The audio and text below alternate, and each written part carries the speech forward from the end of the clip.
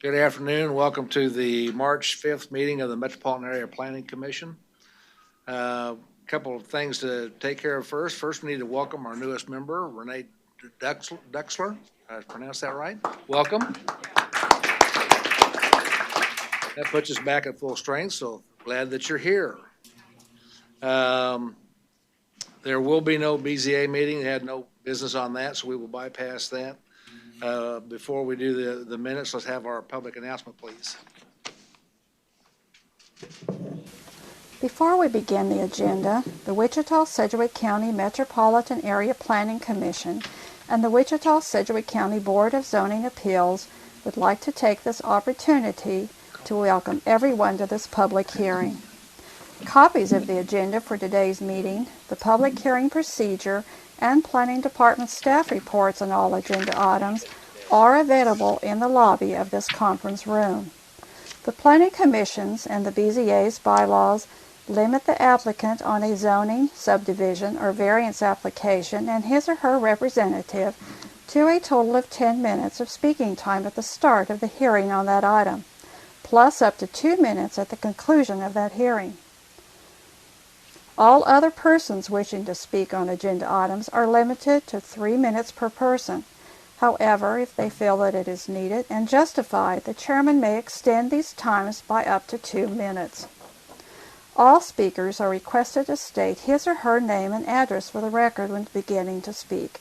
When you are finished speaking, please write your name, address, and the case number on the sheet provided in the lobby. This will enable staff to notify you if there are any additional proceedings concerning that item. Please note that all written and visual materials you present to the Commission and the Board will be retained by the Secretary as part of the official record. If you are not speaking but you wish to be notified about future proceedings on a particular case, please sign in on that same sheet. The Planning Commission and the Board are interested in hearing the views of all persons who wish to express themselves on the agenda items. However, we ask that all speakers please be as concise as possible and avoid long repetitions of facts or opinions which have already been stated. For your information, the Wichita City Council has adopted a policy for all city zoning items. A copy of this policy is available in the lobby. The City Council relies on a written record of the Planning Commission hearings and does not conduct its own additional public hearings on these items. The decision of the BZA is final. Any appeal of a decision of the BZA is to district court. Okay, first order of business will be approval of the Move for minutes. approval. Okay, we have, that was quick. We have 4 abstentions. Ms. Duxler was not a member of the board at that point, and then Mr. Dooley, Ms. Gross, and Mr. Richardson were absent. So all those in favor of the motion signify with the upraised hand. Those opposed, passes unanimously, which is what, 1, 2, 3, 4, 5, 6, 7, 8, 8, 0, 9, 0, 9, 0. Okay, we'll go through the agenda to see which items we can take by consent. The first agenda item is 2.1, a one-step final plat, Edgewater 4th Edition, located near West 45th Street North and North Hoover Road. Is there anybody on the commission want to hear that item? Seeing none, is there anybody in the audience wish to hear that item? Seeing none, we will take that by consent. We have a motion on that one. So moved. Second. Motion by Mr. Green, second by Mr. Joe Johnson. All those in favor signify with the upraised hand. All opposed, that passes unanimously. Vacation items. Agenda item 3.1 is vacate a portion of a complete access control on property located near East 31st Street South and South Oliver. Is there anybody on the commission wish to hear that item? Seeing none, is there anybody in the audience wish to hear that item? Seeing none, we will take 3.1 by consent. Is there a motion on that? I move for approval. Second. Motion by Mr. Hartman, second by Mr. Florence. Okay. All those in favor signify with the upraised hand. Opposed? Same sign. It passes unanimously. Okay. Public hearing items. 4.1, a conditional use to permit an accessory apartment near North Oliver and East 93rd Street North. Anybody on the commission wish to hear that item? Mr. Chairman, I have a staff question on that item. Okay, we have a staff question. Is there anybody on the board want to hear that other than the staff question? Anybody in the audience wish to hear item 4.1? So, okay, we'll hit that staff question first when we come back to it. Agenda item 4.2 is a CUP amendment, which would permit a nightclub and outdoor recreational and entertainment business located near the northeast corner of Greenwich Road and East 13th Street. Anybody on the board wish to hear that item? We will hear that item.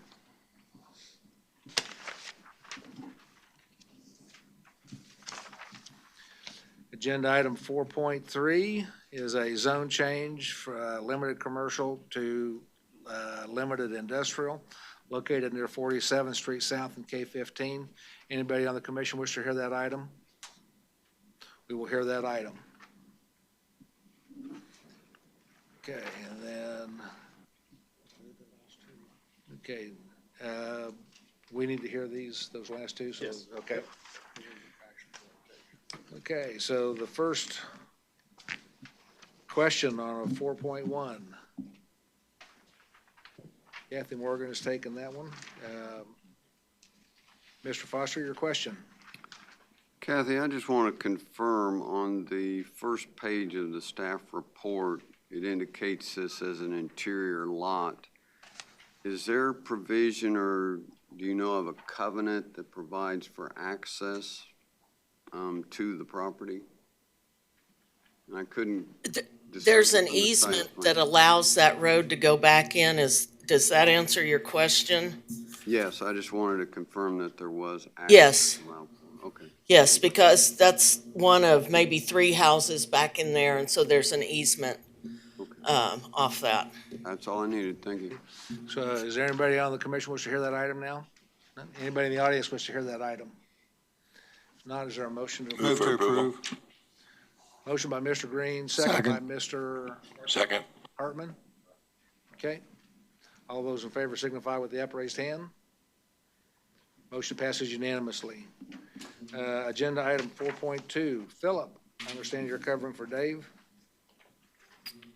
Yes, sir. Philip Ziebenbergen, Associate Planner with Planning Staff on behalf of Dave Yearout, who is not in the office today. Let me get to the slide real quick.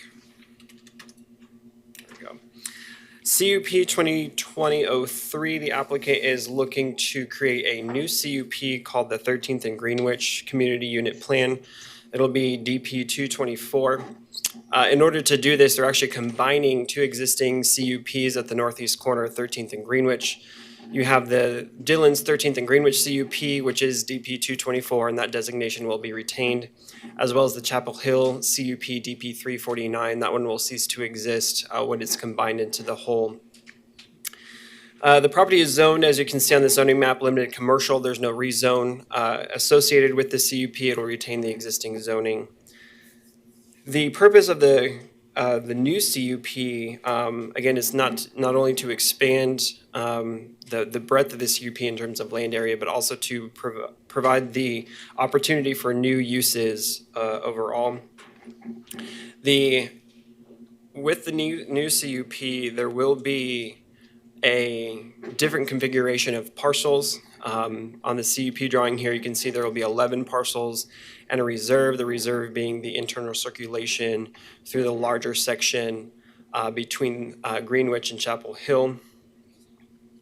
The majority of the language of the previous CUPs is pretty consistent with what's proposed to be new. In light of that, I'm just going to be focusing on what's changing and what's new related to this. Under General Provision 3B, certain type of uses are being added to the permitted uses on the site, specifically taverns and drinking establishments, clubs, nightclubs in the city, entertainment establishment in the city, and recreation and entertainment outdoor. Those will be allowed on parcels 1, 2, and then 5 through 11 on the site. Any outdoor uses will cease operation by 2 a.m. A site plan will be required for the outdoor recreation and entertainment. That will be submitted to the planning department for approval prior to the issuance of any building permits. The proposed use for the largest parcel here, parcel 11, is an outdoor golf driving range. It will also include a full-service restaurant, bar, event space, entertainment complex, and a mini golf, as well as outdoor seating and dining opportunities. That is the bulk of why all those new permitted uses are part of the language of the CUP, is to cover this new kind of event and entertainment destination that is proposed to be developed throughout this CUP. One interesting thing to note about it is the poles that will be constructed to house the netting, the protective netting to make sure, golf balls don't go across the street, are proposed to be 150 feet tall. This land is within an airport hazard zone. It's in Zone B, which is in the approach pattern to the Raytheon Airport of the Hawker Beechcraft area near Central and Greenwich. The airport hazard zone that it is in restricts the height of any structure to 75 feet. So in order to have these proposed poles constructed, that will take a waiver from the Wichita City Council. This case would have to go to City Council anyway for final approval, but part of that approval process through them is the waiver of that height restriction of that for 75 feet in order for them to build the poles to a height of 150 feet. While we're on that note, in the staff report, there's actually a correction. In the general provisions, it states they're 150 feet, but when Dave got to his analysis after the general provisions, he stated them as 170 feet. That should be corrected. It is, I confirmed with the applicant this morning that it is 150 feet. So if you see that discrepancy in the staff report, I just wanted to call your attention to that. The applicant will also be needing to seek approval from the FAA. They're doing this concurrently. City Council has to approve it, but also has to get the approval from the FAA for the height of those poles as well. All the language for architectural controls, landscaping on the site are per the code. Regarding lighting, all the parcels will be allowed to have light poles up to 30 feet, including the ground bases.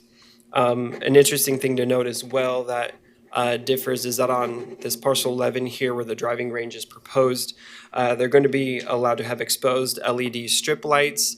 Those will be for the driving bays. They will not be cut-off lights. They'll actually be just directionally oriented to those driving bays, and they'll be allowed to be there in conjunction with regular operation. A lighting master plan will be provided to the planning department as well as MAPC for approval prior to the installation of those lights. Screening was addressed in this CUP. As we'll see here on the zoning map, or as we saw on the zoning map, the property to the north of the bulk of the CUP, as well as this property here, north of the other portion of the CUP, are zoned residential. A 6 to 8 foot screening wall should be provided, but there is language in there that says that they can substitute dense landscaping that can consist of evergreen trees on top of a berm with shrubs and deciduous trees as well. So that's along the north property line. There's also this portion of the east property line along Chapel Hill Street that is across the street from this church property that's zoned residential as well. There is provision in there for screening along a portion of that east line in relation to the zoning across the street. Something to mention about signage. The really only major thing to note about signage is this is an exhibit that the applicant submitted. This is going southbound on K96. This is the exit ramp for 13th Street. This is that church property. So really you're looking further to the west over top of it, but they would have signage along K96 over here on the eastern part of the CUP. Staff is permitting them to have 2 signs that are 70 feet tall. This is also something that's pretty consistent regarding the Warren Theater development that's on the south side of 13th Street. The reason for the higher height than usual for those signs is because of these existing trees in the right-of-way for the highway, in addition to the grade separation of K96 as it goes under 13th Street. So we're allowing those heights. As I said before, it was something that is consistent with what was permitted on the south side for the development of the Warren Theater commercial area on the other side of 13th Street. Overall, those are the major differences between the two CUPs related to what's proposed to be new with this one. Going back to the zoning map, we'll kind of complete the square here. As I mentioned before, to the north is in technically Sedgwick County and it's zone SF20, but it's vacant land. It's not developed right now. North of the Chapel Hill CUP is SF5, single family, and it's a church. South of 13th Street is limited commercial, and I'm sure you're all fairly familiar with all the restaurants that are developed there, as well as the Warren Theater East.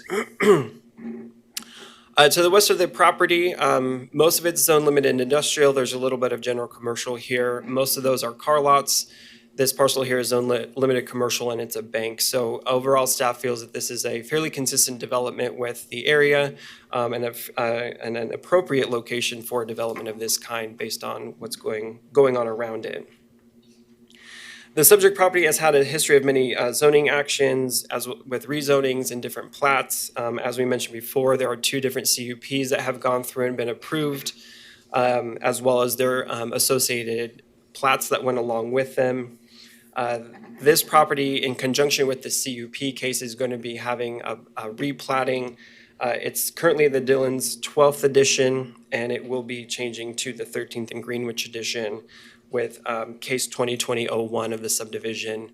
And that's currently working on and will be finalized in relation to this CUP as well. In relation to the comprehensive plan identifies this area as a residential and employment mix based on the location guidelines and development pattern guidelines. The overall intent of the CUP is consistent with the guidelines of the comprehensive plan. Overall, staff is recommending approval of this subject to the conditions that the development guidelines be adhered to, and that the applicant submit the necessary copies of the approved CUP to planning staff and register a document with this, register or record a document with the Register of Deeds regarding the development guidelines for this. With that, I can stand for any staff questions. Questions, Mr. Richardson?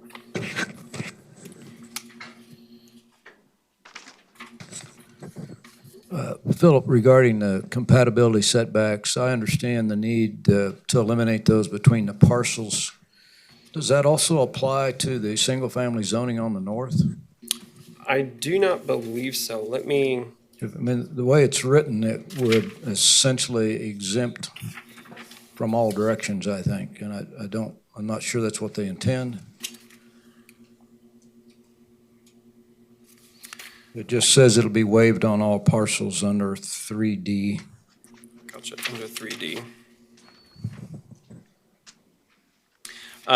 I'm hearing from the agent from the applicant. He said that he can clarify that language for you, so I'll defer to Okay, him. all right. Have you heard anything at all from the church about the lighting from the golf facility, should it be built, since these are, in effect, directional lights, evidently heading their way?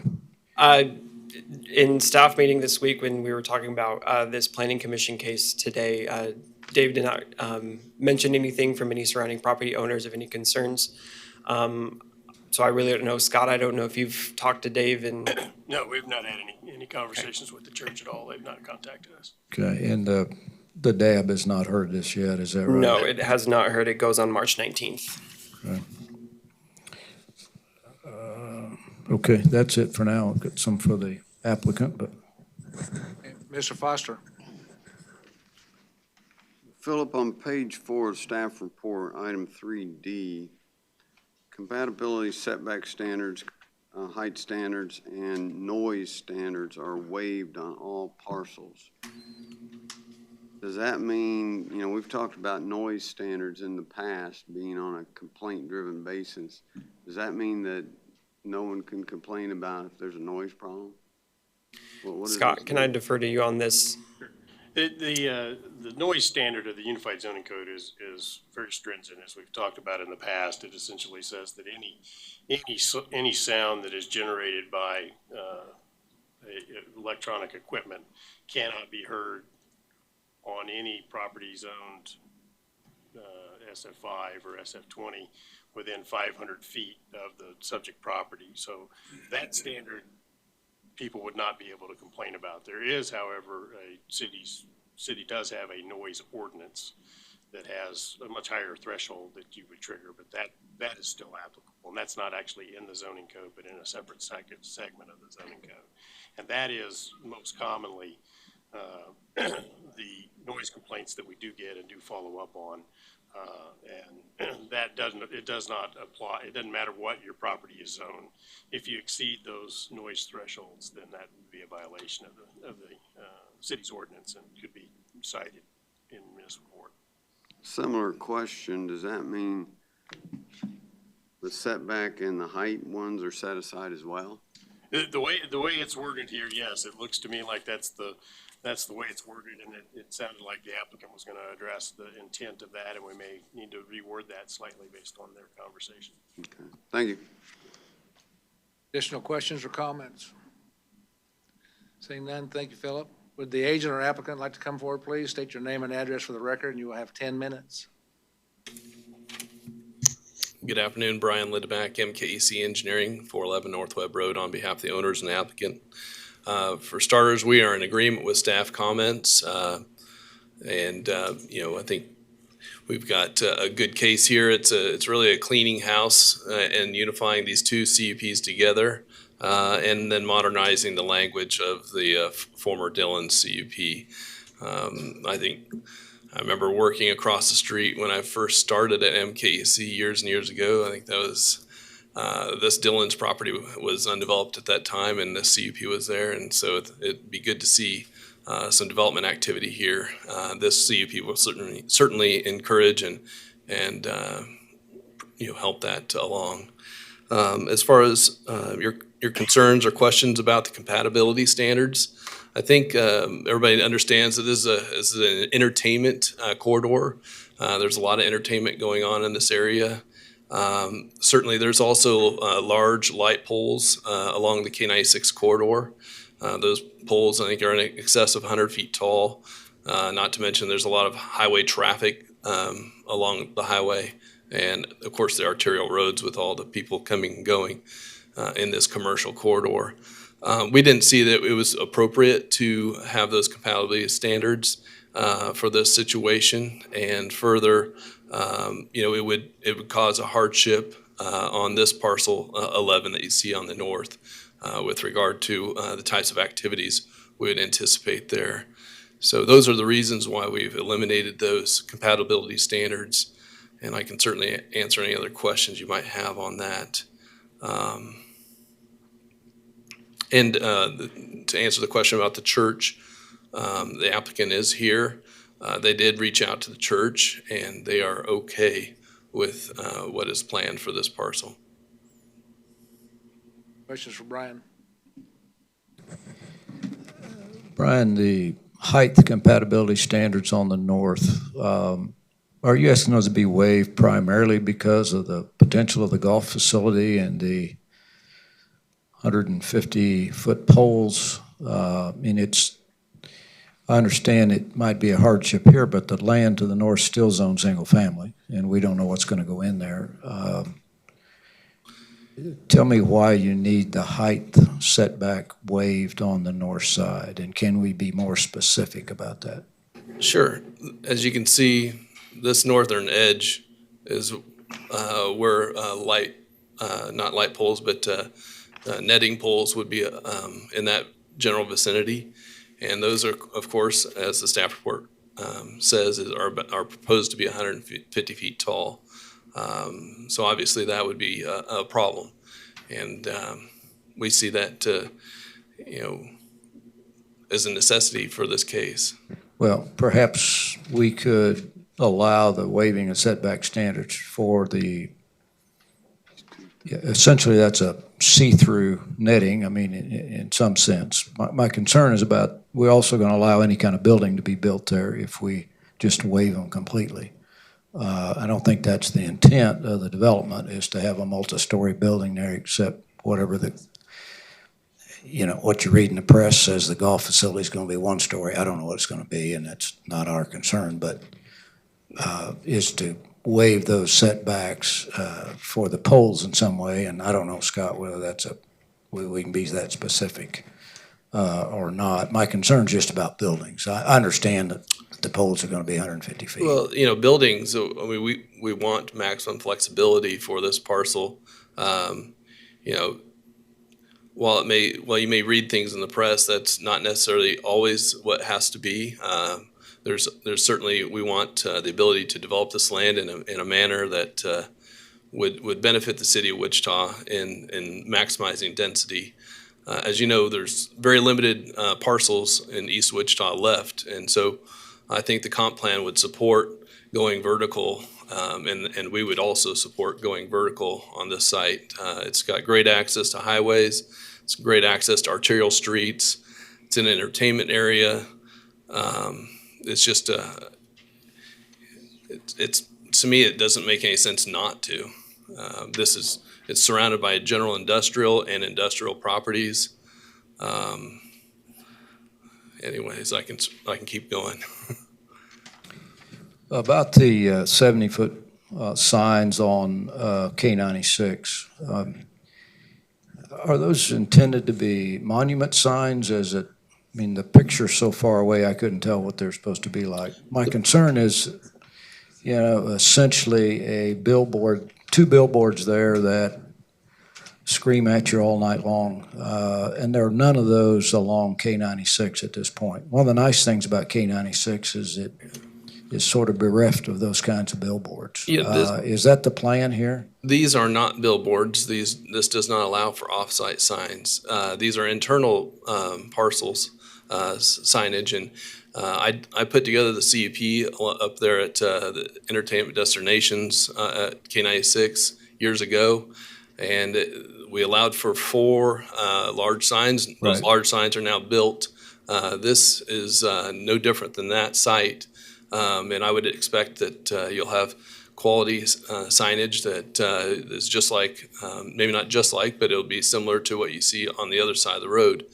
What you see in the picture is this is actually the same monument as it is across the street. We've just added some additional height to it because our initial look at this, we looked at putting in a 50-foot sign, and we'd actually originally proposed that, but as we started looking at this study, it's really become ineffective. And when you're spending $100,000-$200,000 on a sign, it's not something you want to do, and it not being effective. So this allows the sign to be effective, and I think that that's what we want to see in our community is people that are visiting from outside. I was just in Omaha the other day. They have a lot of great signs along the highways, and I don't think it's anything that we wouldn't expect to see here in Wichita. Additional questions? Mr. Foster? Three questions. Over the years, we've heard of environmental concerns for this particular site. Have those been addressed? You're thinking of the site to the north that has environmental concerns. Any concerns that were on this site are no longer a concern. I'm also aware there are some restrictions on the property to the north as far as development activity. Okay, thank you. Second question is, on page 5 of the staff report, 7E,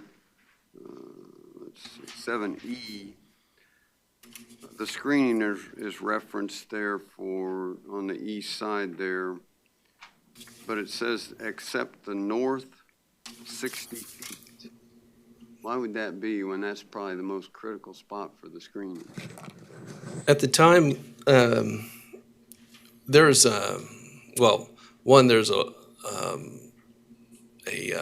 a lot of utilities in that corridor, and the idea would be that would allow for an access point up there to that back parcel. So that's the reason why we accepted that out. But yeah, we would be creating screening along that northern edge where it abuts the property to the east rather. Is that mainly in maintenance access? It could be, maintenance access, could be a maintenance type corridor. It wouldn't, obviously being back in the corner, it wouldn't be a major opening. But we thought having that set out now would be something good to have that as a forethought item, as opposed to coming back before you and asking for something different when we need to be able to have access back there. I'll have a question for staff on that later. Third question is, actually, it's the graphic here. To the right of the one sign in the foreground there's a group of crosses that I've heard are an identity element for the church. My question is, it appears that the pylon sign is in front of that or north of that. It's behind it. Okay, I just want to Yeah. confirm that. Okay, thank you. Mm-hmm. Additional questions for Brian? Mr. Richardson? What's the maximum height in LC, Brian? It's 80 feet as far as buildings. 80 or 85? 80 feet. 80, okay. Any additional questions? Seeing none, thank you, Brian. Thank you.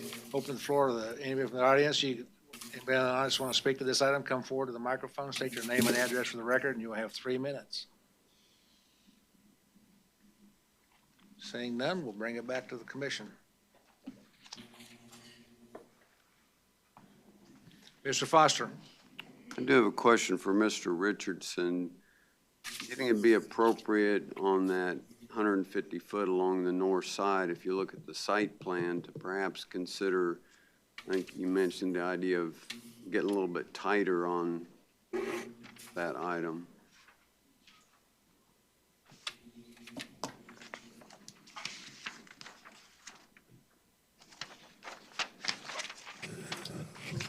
Well, you know, if the site plan is reasonably accurate, those poles are set back, and maybe Brian can answer that, are set back pretty far from the north if you look at that site plan.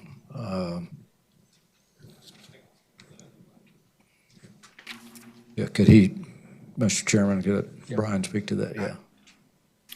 There is a sewer line and a utility corridor at the north end, and that's about 25 feet. Likewise, we'll need that 25 feet for our landscaping and our wall to be fit in that space. So those poles are set back off of that property line about that distance. Yeah. But it is, like I said, this is a critical component to the CUP, having those compatibilities. And I would just reiterate that there are deed restrictions on that property to the north for different types of uses. To the north there is? Yes. What kind of restrictions are there, Brian? I'm not prepared to discuss all those, but I do know that there are several deed restrictions, and I think some of those restrictions are limiting residential. As to the types of residential, you mean? Yeah, it limits, I know there are parts of it that limit the residential development activities. Okay. Mr. Johnson? I move for approval with staff recommendations. Second. We have a motion and a second. Motion by Mr. Johnson, second by Mr. Green. Additional questions or comments? Does that include the 150-foot change to the poles? Or wasn't it listed? That was part of the staff report, right? So, yeah. Yeah, there was just, the general provisions state 150 feet, so that's, there was just a typo in the staff portion of the staff report, so 150 feet is correct and does not have to be part of the motion. Yeah, okay. Those in favor of the motion signify with the upraised hand. Those opposed, it passes unanimously. That was 4.2. Next item, agenda item 4.3, zone change from limited commercial to limited industrial.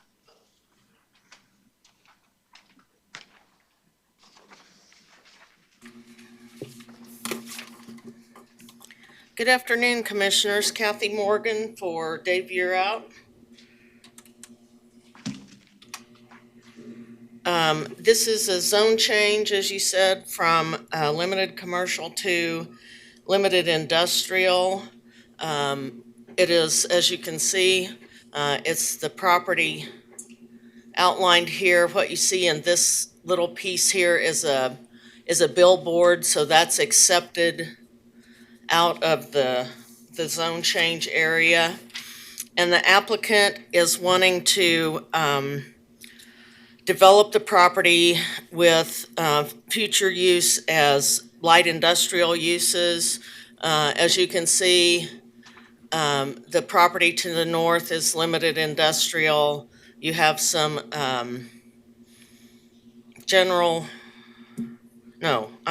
limited commercial down to the south and to the southwest, and then you have the railroad tracks to the east. Let's see, there's public services are provided to this area along 47th Street, which is a main arterial.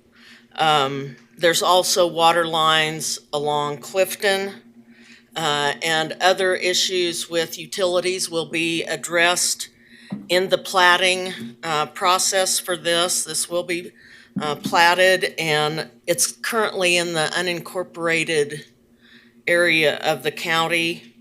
The staff report, staff supports this change in zoning. Then it's consistent with the comprehensive plan. As I said, you can see the industrial and commercial uses in the area. Here's a aerial of the property. Come on. And as you can see on the future growth map, that is within the commercial growth area in this part of the county.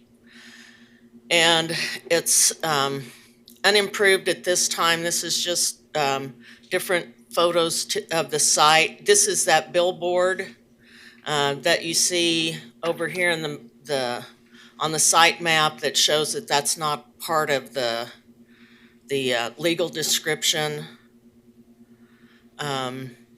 This is looking east at the site. This is a Quick Trip shop that's south of the site. The residential west of the site across Clifton.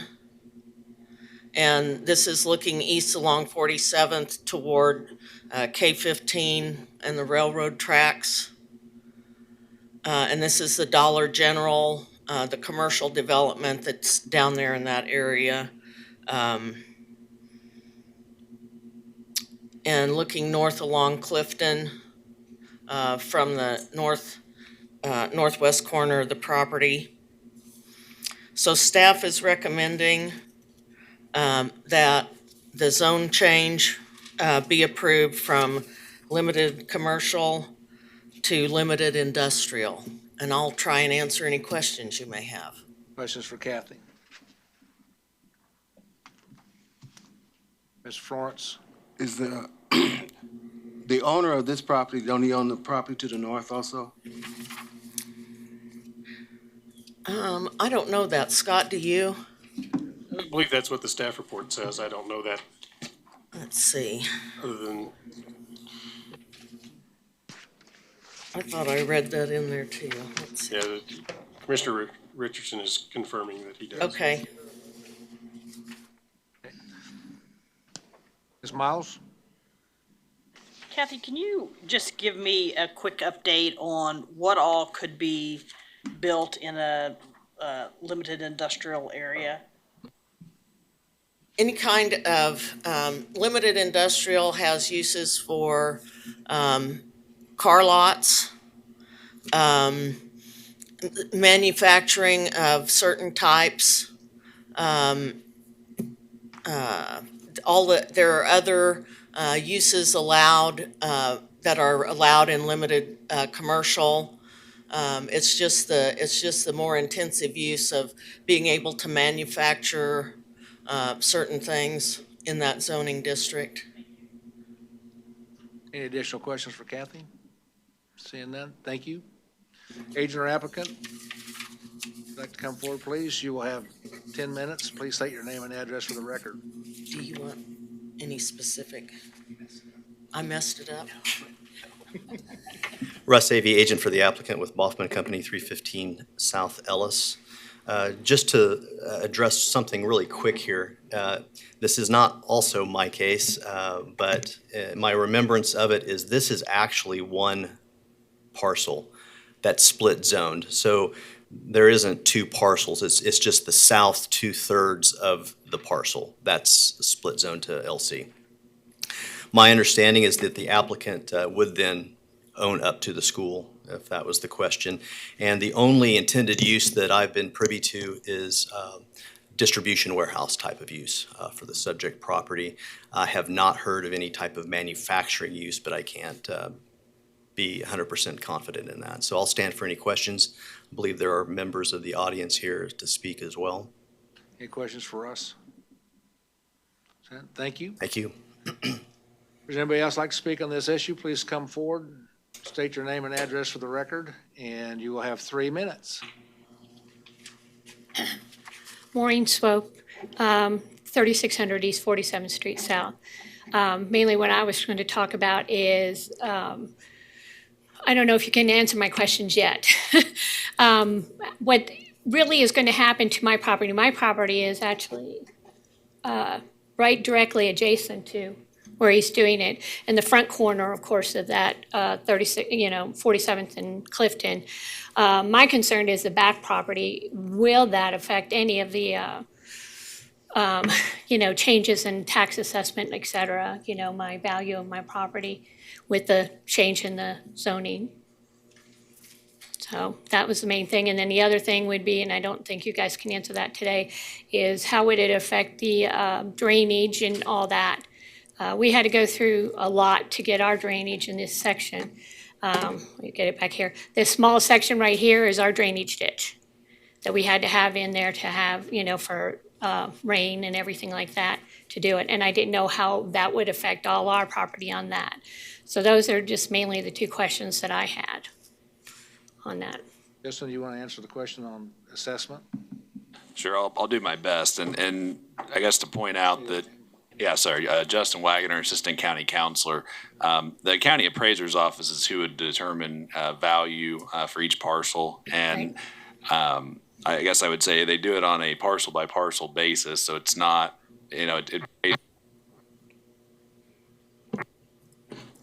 all right. And so I can't tell you that wouldn't be a factor, but I don't know that that is a factor in this Planning Commission's review of this case, but it usually is the use of your property and how it's being used, not necessarily the zoning around there, but I can't say that that doesn't at all factor into the appraiser's office calculation. So. Okay. And then who wants to take a stab just saying the rules on drainage and? The property, as the commission knows, but for the speaker's benefit, what is being brought to you today is a request for a zone change. Right. Prior to them being able to build any structures on this property, they will have to go through a process called platting. And at that stage, the drainage plan for the property will be designed, and I'm sure that they'll have to do some on-site improvements as well to address drainage like you did. So that will have to be at a later date. That's what you're telling me. That's correct, yes. Okay. There'll be another hearing for that discusses that. All right. Does Thank anybody you. have questions for the speaker? If not, thank you, ma'am. Does anybody else wish to speak on this issue? Saying that, I'll bring it back to the commission. Move for approval, subject to staff comments. Second. I have a motion by Mr. Hartman, a second by Mr. Foster. Any additional questions or comments? Seeing none, those in favor signify with the upraised hand. Those opposed, same sign. So how many we got total? We got 12, so I got 10-2. Oh, you're, okay, 11-1. Favor 11-1, okay. That takes care of those items. Next will be a hearing on agenda item 5.1. Good afternoon, Commissioner. Scott Knable with the planning staff for the record. Item 5.1 is a request for you to set a public hearing to consider amending the subdivision regulations. We're requesting that public hearing be set for April 9th, so not the next meeting, but the meeting after next. The two items that are proposed for consideration at that hearing on the 9th is one is a removal of the requirement from the subdivision regulations to conduct what's called a safe yield analysis for residential plats of larger than one lot in the urban growth area and unincorporated area of Sedgwick County. This was something that was added to the subdivision regulations in 2004.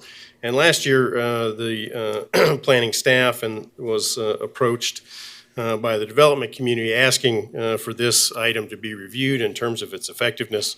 And based on that review, and there have been conversations both at the subdivision committee on a couple of occasions and a presentation to the planning commission on October 24th, it's been determined by the licensed professionals who are qualified to prepare this safe yield analysis that the safe yield analysis does not accomplish the stated purpose of the subdivision regulations for which it is being required. The stated purpose is that it is to demonstrate that there is available quality and quantity of on-site water service in the platted parcels, and the safe yield analysis does not provide that assurance. It is just not a tool that is designed to provide that kind of assurance. So the recommendation, as you can see, that we will discuss in detail on the 9th is that requirement be removed from the subdivision regulations.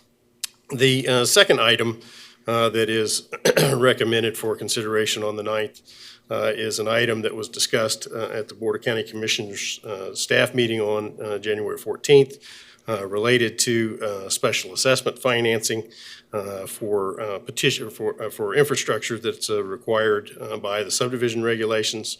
The discussion on the 14th related to the term of those special assessments being a 15-year term.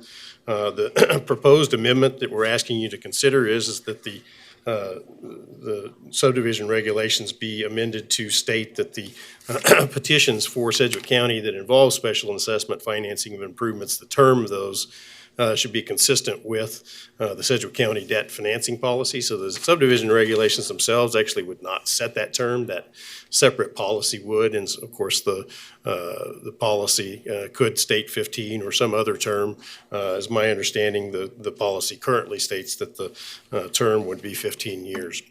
So recommendation today is that you set the public hearing for April 9th to consider these two amendments to the code. We will, assuming you take that action, we will publish in the newspapers an advertisement regarding that hearing, and then at that hearing on the 9th, everybody who has an interest in the item will be able to speak to you and express their interest.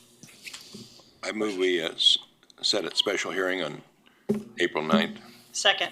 Okay, we have a motion and a second. Motion by Mr. Johnson, second by Ms. Miles. Questions?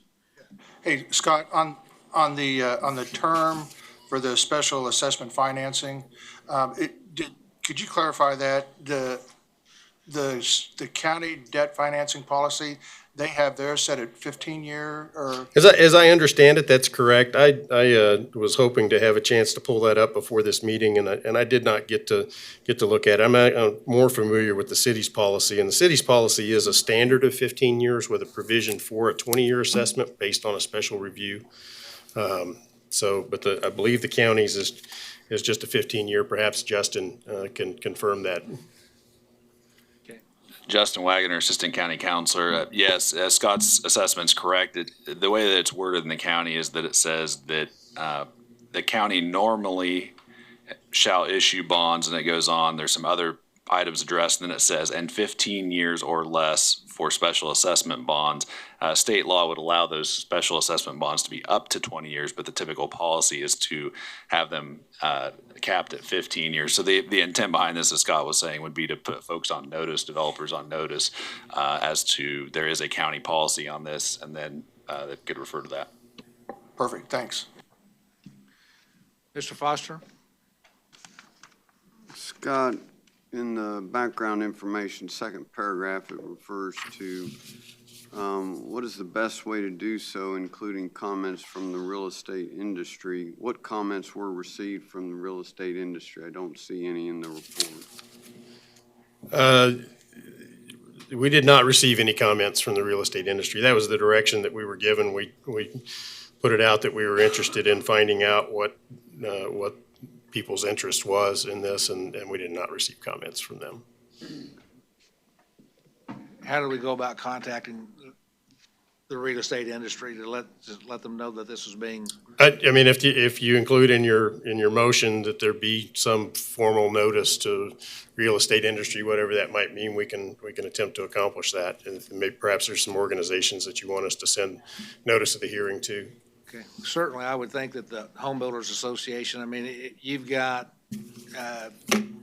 15, I think, is a standard. Most developers would like to keep it within that, but the flip side of that is as special assessments go up, the viability of their projects can be affected by the amount of the monthly special assessment. So I'm a little bit concerned about putting a flat cap without the possibility of a review situation to allow for that. So I would think that certainly the Association of Realtors, Home Builders Association, but two that come to mind that need to be notified that this is being considered, and let them weigh in on the pros and cons of this kind of a policy. That sounds good. If we can include that in the motion, we'd be glad to do that. Yeah, and I think what we're doing is trying to avoid that. I mean, what we're saying is let's don't limit it by the subdivision regulations and let's let the county decide, because they're going to have the ultimate decision anyway. Right. The direction to amend the subdivision regulations to include this came from the Board of County Commissioners. Right, because it has 15 years, but if they want something else, then there's no sense to have to come back to the subdivision regulations to do that. So yeah, I mean, it makes sense just to say whatever the county policy is what we do. And if they decide to expand it, then fine and dandy. Yeah, I mean, if you ask my personal opinion, adding this sentence to the subdivision regulations, that really doesn't impact whether the county has a policy or not. It's just a statement that there is one. Yeah, right. I mean, the only thing it really does is it then ties the county to having that policy, because they put in an ordinance or a resolution that there will be one. Yeah. So they wouldn't be able to rescind it without amending the subdivision regulations to get rid of it altogether.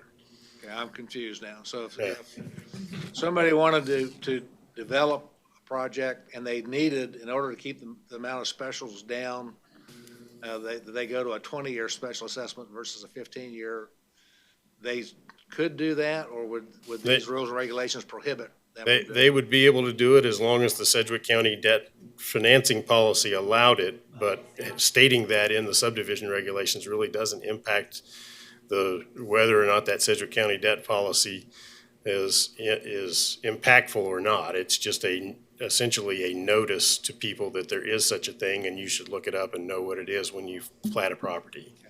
And Commissioner Warren, I guess if I would add in, the county it'd be up to the county commission under that. They could still grant it up to the 20 years if they, on a case-by-case basis, if they would elect to do so. It would be making folks aware that the staff recommendation it's a finance policy from county finance, is a 15-year cap, but it wouldn't prevent them from going up to 20 years if the Board of County Commissioners allowed it. It just sounds to me like Wichita states that's an option, and it sounds like the county's wanting to take that wording out, that it's an option. Yeah, there wouldn't be any impact of the Planning Commission's action on amending the subdivision regulations as to what the wording of the Sedgwick County debt financing policy says. That's beyond the purview of this commission and the subdivision regulations. It's merely adding a reference to the subdivision regulations that there is such a policy. We have a motion, a second. Any further discussion on the motion? Did we want to add the language for the real estate and I would like to have at least those entities brought up to speed. So if we could add the realtors and the builder association notification that this hearing will be taking place, would the motion allow for that to be a part of their? It would be you, Joe. Yeah. Okay. Second concurs with that. Okay. Is there anybody from the audience who wishes to speak on this issue? Can we do that, or is this just? Yeah, I mean, the public hearing will be on April 9th. Those in favor of the motion signify with the upraised hand. Motion passes unanimously. Okay. Next item. Right, item 5.2 is a request for your review of a project plan for the Chester I. Lewis Reflection Square Park project, which is located within the Center City South redevelopment district. Center City South redevelopment district was created in May of 2017 and is divided into 14 project areas.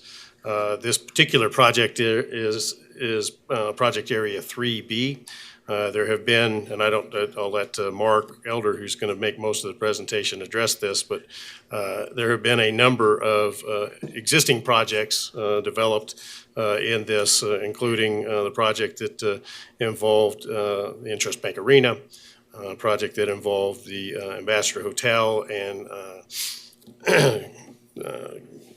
other projects in what was called Block 1, as well as, I believe there was one other project area in this that has been undertaken.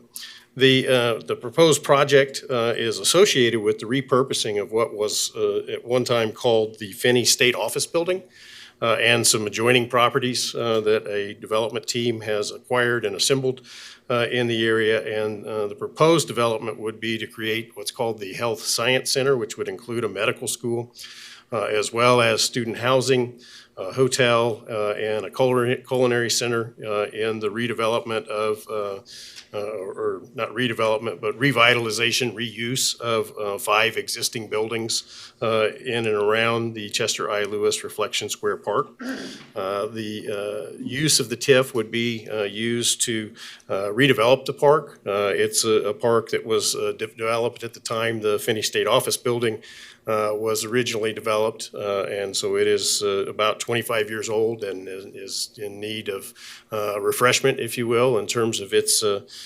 condition. There's also a plan to provide a entrance to the Health Science Center that would go through a property that is being demolished on Douglas, and would provide an entrance to that building, to that development on Douglas, alongside and through this park. There's also a proposal to use TIF funding for infrastructure and landscape improvements in the area. In terms of the consistency with the comprehensive plan, this project area 3B falls within the project downtown master plan, and it is specifically identified in the Douglas corridor, which is one of the 15 unique districts. That Douglas corridor recommends that there be a continuous walkability with appropriate development and infrastructure. And this Chester I. Lewis Reflection Square Park's also identified in that plan as a park that could need some additional improvement. So planning staff has found that the proposed project plan for Chester I. Lewis Reflection Square Park is consistent with the project downtown master plan, and is recommending that the Planning Commission find the same. Mark Elder with the city's Economic Development Office is here to explain more detail the proposed use of the TIF funds for redevelopment of this park. Scott, Yes. go ahead. Yes. Okay.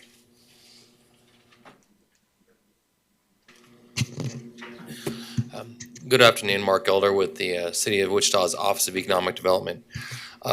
This presentation, it's fairly brief. Scott covered quite a bit of what we'll be discussing, but I want to kind of give an overlay of the situation of the overall Center City Park, and I've highlighted in red here Area 3B, which is what we will be talking about today.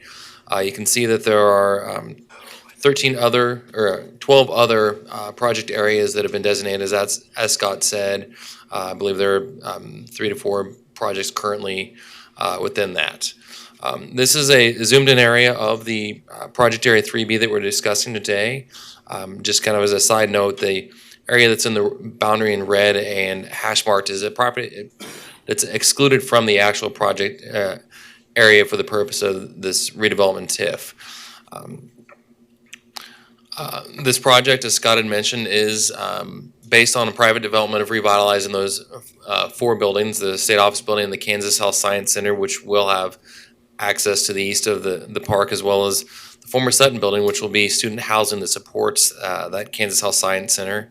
The Broadway Plaza, which is right there at the corner of Douglas and Broadway, will be converted into a 119-room hotel, as well as the former Henry's building, which is part of the project, but is actually in the separate Block 1 project area as far as TIF's concerned, will also be revitalized into a commercial kitchen and culinary school.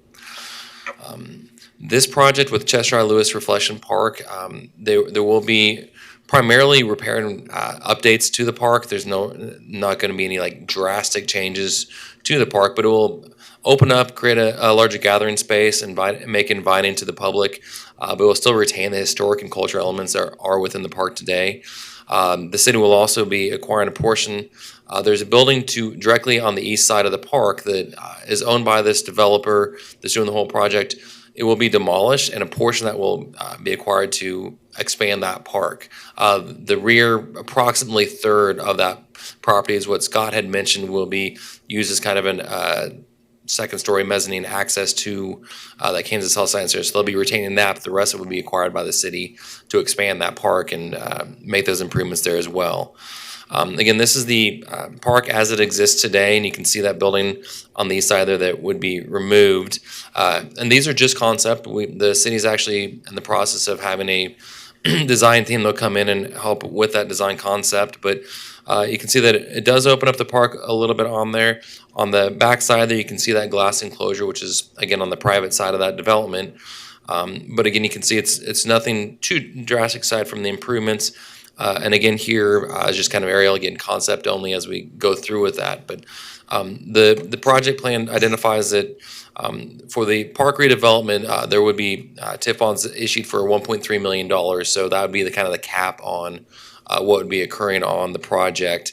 But the plan does allow for an additional $1 million for infrastructure improvements as pay-as-you-go. And really what that means is that while within that project area, if there are other things that the city needs to do as far as improving the landscape and the sidewalks, any improvements to underground utilities as well, if the project exceeds what's needed to pay for those bonds, that additional funds could be used to make additional improvements to the public infrastructure within that area. And that concludes that, but I will stand for any questions regarding this project. Any questions for Mr. Elder? Mr. Richardson? The part that's excluded, is that because that TIF increment's being used for something else? Those buildings will have a property tax abatement on those for a while, and you can't have an abatement within a project area, so they're excluded for that purpose. Right. Thank you. Additional questions? Mr. Newell? Bob, you want to speak to the microphone, please? Yes, the project has been in the news for some time, and just for my own benefit, can you tell me what action the city council has taken on this up to this point? As far as the overall project, not necessarily this TIF, or how it relates to this TIF? The overall project, financing already approved, I believe, hasn't there? Correct. So last year is when the majority of that action did occur for this project. And so within that time frame, city council did approve some facade improvements as well as asbestos remediation on those four buildings. Then they also approved a development agreement, which includes the overall project, a parking lease, community improvement districts, as well as kind of included back into it the asbestos and facade projects is kind of just wrapping them all into one bundle, as well as industrial revenue bonds that we spoke about as far as that abatement. But in that agreement, it did state that the city would also consider a TIF project plan for the purpose of revitalizing this park at the same time. But so this is, in a way, more or less the last step in what all has been going on with this process for the project. Additional questions for Mr. Elder? Seeing none, is there a motion to approve staff's recommendation? So moved. Motion by Mr. Green, second by Mr. Richardson. All those in favor signify with the upraised hand. Those opposed? Passes unanimously. I'm not seeing any One abstention? Yeah, Yes, one Mr. abstention. Johnson, he left, so, yeah. Yeah. 11-0. Yeah. If I don't see any additional action, we stand adjourned.